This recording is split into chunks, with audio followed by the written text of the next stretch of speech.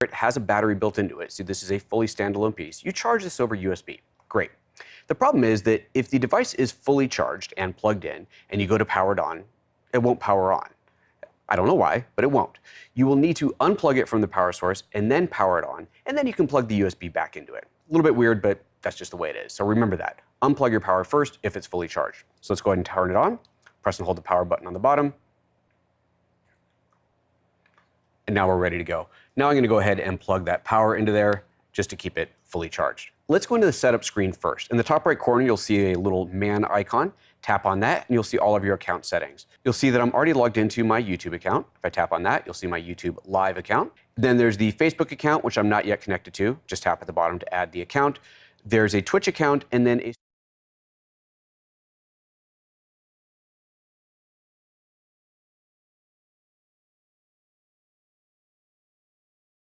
it's turned on, and it doesn't actually show me IP address. This is something that is not currently there, but I've asked them to add it, and I'm sure that they will. And this is actually something I want to point out about the YOLO Live company, the makers of the YOLO box. They're actually really responsive. If you reach out to them on social media, support email, whatever, and you tell them about a bug or you give them an idea for a feature, odds are pretty good that they'll implement it or fix that bug pretty quickly. It's nice to work that way. All right, back out of here. You'll see that I can set up a mobile network. So if I had a SIM card installed, I don't now, but if I had one in here, I would see the settings for that. Hotspot and tethering. I can actually connect via Bluetooth to my cell phone. So if I wanted to use my phone as a tethering device to stream in the field, instead of putting a SIM in the hardware itself, then I can do that as well. Backing out of the network settings, you'll see there is a network test, which is simply opening a website that will run speedtest.net. Now, this is kind of an interesting thing about this box. The operating system that it's running is Android. This is an Android operating system. So you'll see some things that pop up that'll look a little familiar if you're an Android user, and you'll see some things come around that don't necessarily make sense in here because they don't have any place in a box like this. It's just parts of the Android operating system that are in there. But this also means that it can be updated pretty easily with new features added. So anyway, that's just how that's working. You see the email address you registered with, the language if you want to change that, your time zone, a few other details, an FAQ at the bottom. And then at the very bottom of this, there is the screen rotate. This is a new option that was added to the YOLO Live Pro in a recent update that allows you to flip the screen upside down. So if you wanted to mount the device upside down under, let's say, a gimbal handle or something like that, now you can do that. Simply tap on OK, and it will rotate that screen. Let's go ahead and put that back again. And that's pretty much it for the settings. Now let's go back to the main screen and create a show. To do that, you tap on the plus on the bottom right corner. And you have two options. You can create a new live show, or you can create what's called a monitor mode. Monitor mode is just like a regular live event, except that it's not set up to go live anywhere. So you can use this either for practice, just for playing around with things in here without having to set up a live show, or you can also use it if you just wanted to do a live stream on the HDMI output onto, let's say, a projector or something like that. One thing to point out, though, is that once you create a monitor mode event and you back out of it, none of those settings are kept. This is actually a very new feature, this monitor mode, and it's missing a lot of things that you would hope that it would have, like the ability to save that show to use again later. So really just use it as a playground for now, but in the future, it will get updates where you'll be able to save those and then hopefully even replicate those to make alternate versions of an event. We're going to go ahead and create a live stream. And under live stream, we'll go ahead and give it a title. We'll just call this My Live Show. I can put in a description and the schedule, but both of those are optional, so I can set those up later on. Now at this point, when I tap Create, I've just created an event inside of the YOLO box, but I haven't yet created an event on any of my live streaming services. It's not on Facebook, it's not on YouTube, it's not anywhere else yet. But to create that event on those services, it's just a couple more tabs.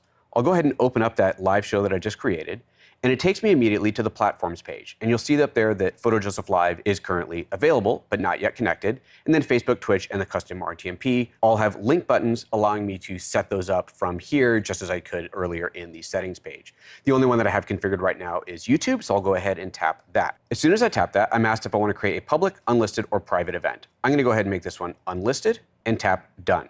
Now this event has been created on YouTube. At this point, I can log into my YouTube page and I'll see the event. I could go in there and add a thumbnail to it, grab that URL for sharing it, marketing it, and so on. Update the description and the title and everything else. Now, you will not see that thumbnail update on the device. You're not going to see the description update on the device, but it is updated on the YouTube side. At this point, this has simply created that, added the keys that it needs on the YouTube side for the YOLO box to actually stream to YouTube. All right, now let's get into configuring the cameras and everything else for a live show. You notice on the screen at the bottom left, it says Add Video Source. If I tap on that, it'll show me all the options that I can add from, including HDMI's 1, 2, and 3, the USB, and everything else on there. So let's start by plugging in a couple of cameras. I don't actually have to add them from here. If I back out of here, I can just start plugging things in. So let's start with this one here, which is actually the same camera that I have right here. Camera 2 on this view is plugging into this. So now I have that same camera feeding into there, and you'll see it shows up right away as HDMI 1. Next, I'm going to take this one, which I think is my iPad over here. And sure enough, there's my iPad. So you can connect an iPad, which is going to be outputting 1080i 5994. That's just what the iPad's output, and that is being scaled to my show here perfectly. By the way, you can see at the top there that it is set to a 1080p show. All right, next let's plug in my computer. Of course, these could be additional cameras or whatever you like. I'm choosing to use my computer and my iPad for this. Now we can see the computer is mirrored. Let's go ahead and make this full screen. And now I've got a way to, let's say, demo some software using the YOLO box. Let's go ahead and plug in the webcam next. Now, this is actually a really common request that I get on the YouTube channel. People asking all the time how to connect a webcam to their ATEM. You can't connect a webcam to an ATEM, but you can connect it to the YOLO box, which is pretty cool. I can call up this camera by tapping on the USB source right there, and there we have it. There is my webcam. So there you go. That works. Okay.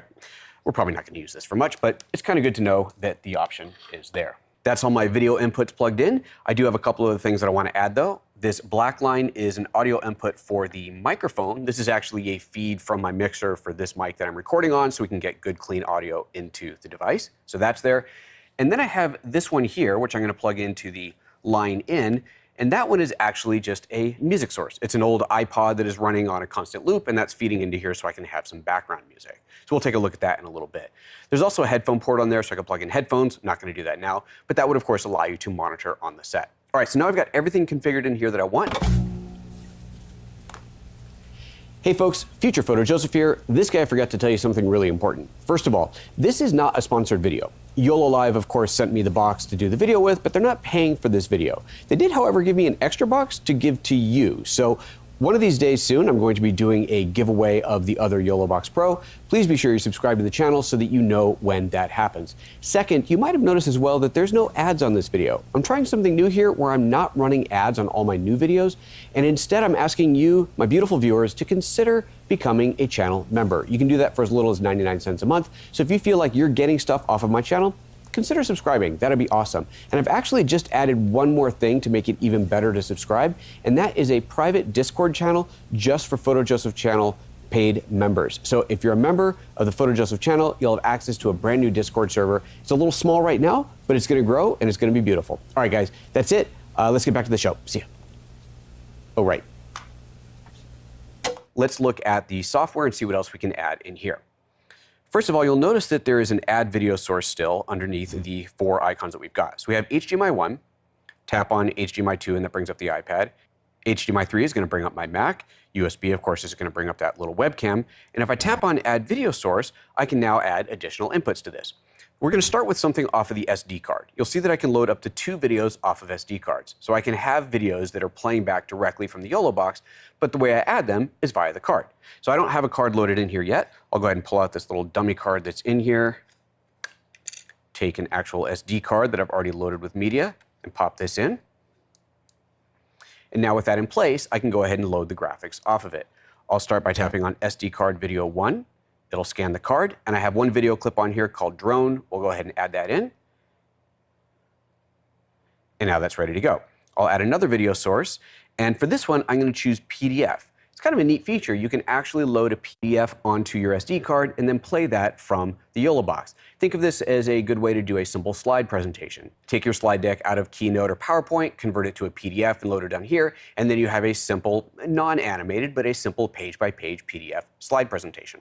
I'll go ahead and load up a presentation I did a few weeks ago on the BGH1.